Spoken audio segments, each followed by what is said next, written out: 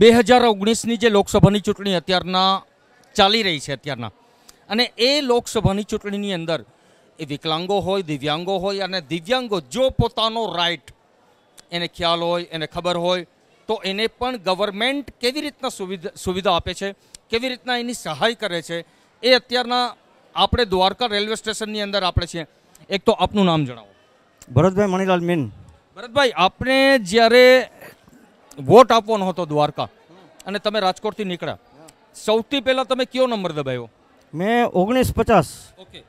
અને 1950 જે નંબર દબાવ્યો એમાંથી શું આપને મેસેજ આવ્યો? મેં 1950 નંબર દબાવ્યો એટલે મને કહેવામાં આવ્યું કે તમે દ્વારકા ફોન કરો, દ્વારકાનો કોડ નંબર લગાડીને 1950 જ ફોન કરજો એટલે તમને દ્વારકાથી સહાય મળશે.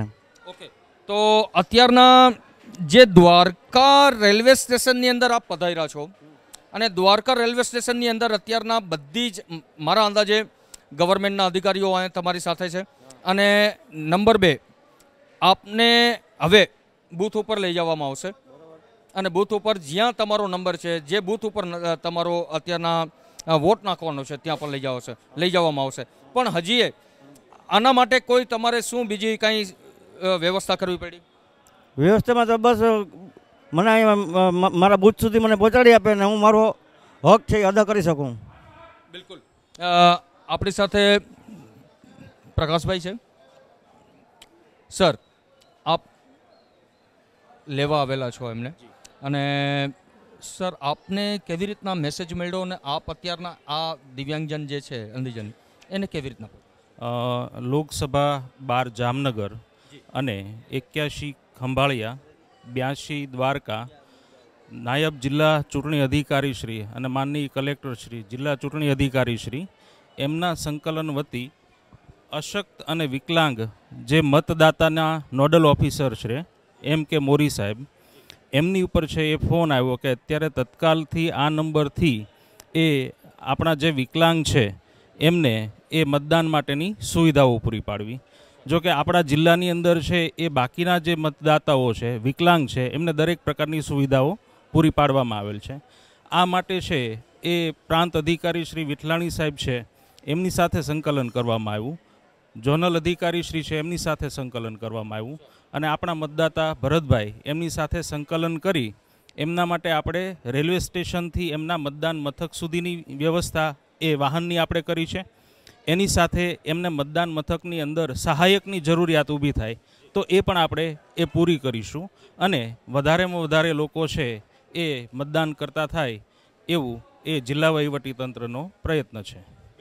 તો પ્રકાશભાઈને આપ સાંભળ્યું, પણ હજી એ ભરતભાઈ આપના પાસે એક મારે આવવાનું છે અને એક સવાલ આપને કરું છું. સવાલ એ છે, મારે એ પ્રશ્ન નથી પૂછવો કે તમે કેને વોટ આપશો.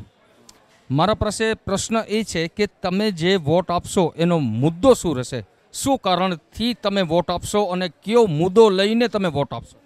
મારે વોટ આપવાનો મુદ્દો તો પછી કહું, પણ એની પહેલાં હું એ કહીશ કે હું હિન્દુસ્તાનનો નાગરિક છું, અને આજે વોટિંગ છે ગુજરાતની, આખા ગુજરાતની અંદર, અને હું દ્વારકાનો વતની છું, એટલે હું મારા બધાય કામ મૂકી, મારો 1000 રૂપિયાનો કમાણીનો ધંધો મૂકીને પણ હું આજે અહીં વોટ આપવા આવ્યો છું. એના માટે મને ગૌરવ છે. અને બીજા નંબરમાં જે સક્ષમ સરકાર છે, જે ખેડૂતોનું, વિકલાંગોનું, વિધવાઓનું, તે ઉપરાંત નાના મોટા ગરીબોનું જે સરકાર સાંભળે છે એને અમે આગળ લેવા માનીએ છીએ.